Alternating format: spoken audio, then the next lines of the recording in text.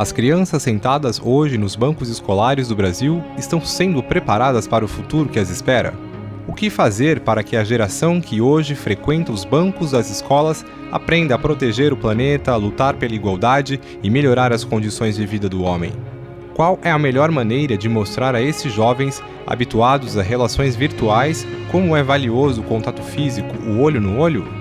As respostas para todas essas perguntas parecem partir de uma única raiz: a educação. E é aí que a escola entra em jogo por ser a instituição responsável por dar a base intelectual para o cidadão que poderá, com o conhecimento adquirido, colaborar com a sociedade em que vive. É na escola que se garante o futuro e, geralmente, onde se descobre o que queremos para a vida. Todos os profissionais envolvidos no exercício de educar são pessoas que se dedicam com amor à arte de passar um conhecimento de toda uma civilização para gerações futuras. Em Valinhos, são 83 instituições de ensino, divididas em escolas municipais de ensino básico, as EMEBs, Centros Municipais de Educação Infantil, CEMEIs, Rede Estadual, SESIs, Rede Particular e uma faculdade. Seja na frente de uma lousa, atrás de uma mesa, ao lado de um computador. A responsabilidade por essa missão de formação e transmissão de conhecimento recai sobre a figura do educador, e faça chuva ou faça sol, eles estão lá, recebendo alunos das mais variadas idades, classes sociais, crenças religiosas, costumes, particularidades e dificuldades.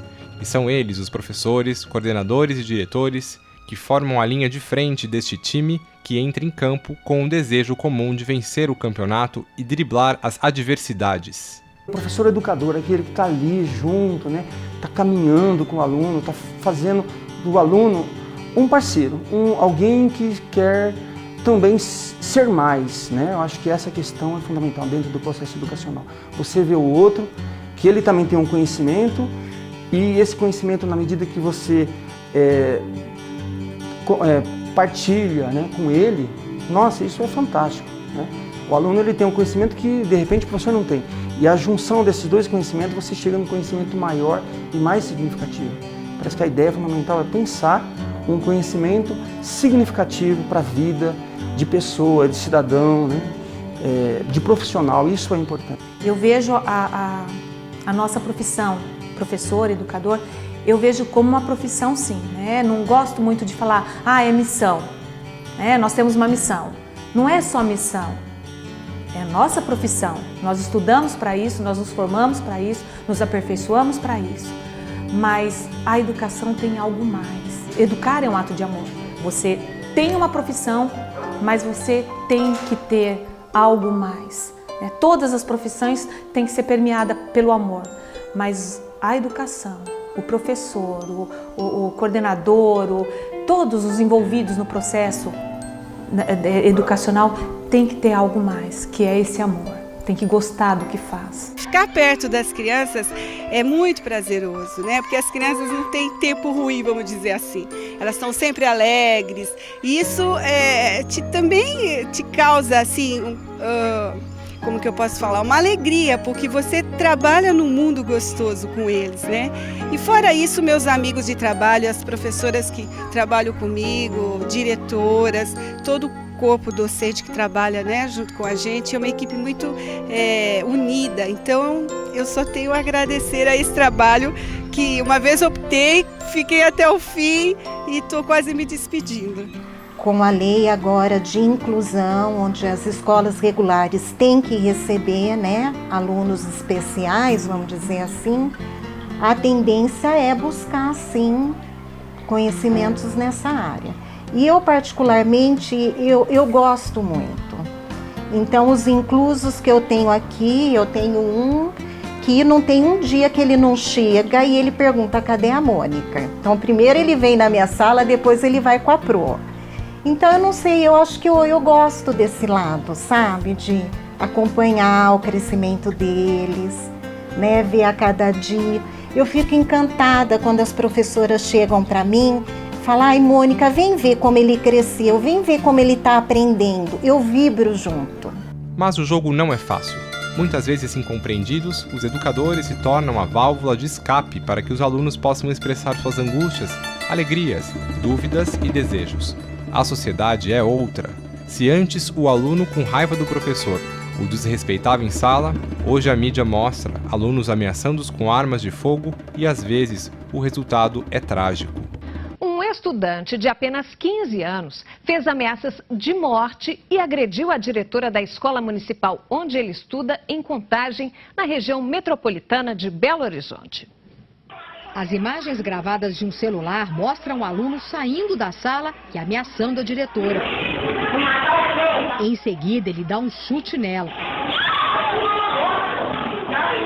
Essa é a própria inversão de valores que está acontecendo no mundo atual, né? Não vamos assim culpar a escola porque está acontecendo só na escola, não. Está acontecendo no mundo todo. A escola é um dos lugares que acontece, porque a criança está na escola. Mas não é bom, né? Não é bom. A gente tem que estar trabalhando para inverter essa situação. E começa na educação infantil, implantar valores. Começa na educação, ela é muito importante, muito importante. Tem que ter muito cuidado, a gente tem que ser exemplo, saber o que fala, como fala, o que fala, né? Ter uma postura para a criança, não digo estar se espelhando, mas se um dia chegar a chamar atenção, a gente chamar com sabedoria, mesmo porque a gente foi exemplo, né? O que eu posso pedir, isso eu não posso oferecer. A mãe tem dificuldade de lidar com esse novo filho, com esse novo comportamento. Os adolescentes, as crianças e os adolescentes, os jovens de um modo geral, eles vêm quebrando muitos paradigmas. E nós temos muita dificuldade para lidar com essas quebras. Eu acredito assim que a escola, os profissionais da área da educação, nós precisamos nos atualizar constantemente. Nós é que temos que quebrar os nossos paradigmas, essa é a primeira coisa, para a gente enfrentar esse aluno, esse jovem, esse adolescente que vem já quebrando há algum tempo esses paradigmas. Muitos enfrentam baixos salários, más condições e várias jornadas de trabalho. Como ser um bom professor trabalhando em 3 colégios, sem tempo para preparar as aulas ou participar de cursos de especialização e reciclagem? A educação, ela sempre passa por processos de transformações, né? E a gente acaba se transformando junto com ela, né? E eu costumo dizer que, né, inspirada em Paulo Freire, é uma docência. Ao mesmo tempo que você ensina, você também aprende, né? Eu aprendi muito com as pessoas da área, com colegas de trabalho e carrego isso, essa bagagem também quando vou ensinar as futuras pedagogas. Por exemplo, de quando eu estudei, né, o que eu vejo diferente hoje, né?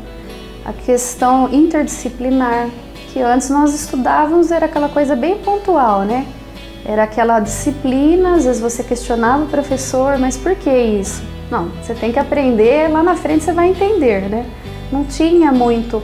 Hoje não, a gente procura trabalhar interdisciplinarmente, os alunos entendem melhor porque aprendo isso na matemática ou aquilo na língua portuguesa. Aqui no Cecília Meirelles, por exemplo, nós temos aulas de judô para os alunos, né, que quando eu estudei não imaginava ter essa oportunidade. Então nós temos aula de judô, uma segunda língua que é o inglês. Então é nesse sentido que eu percebo que nós estamos caminhando sim para um avanço aí na educação. Eu tive um fator assim que me, sei lá, sabe, que me instigou, que me entusiasmou em buscar novos caminhos, que foi uma reunião de pais, sentado eu, um aluno e a mãe dele.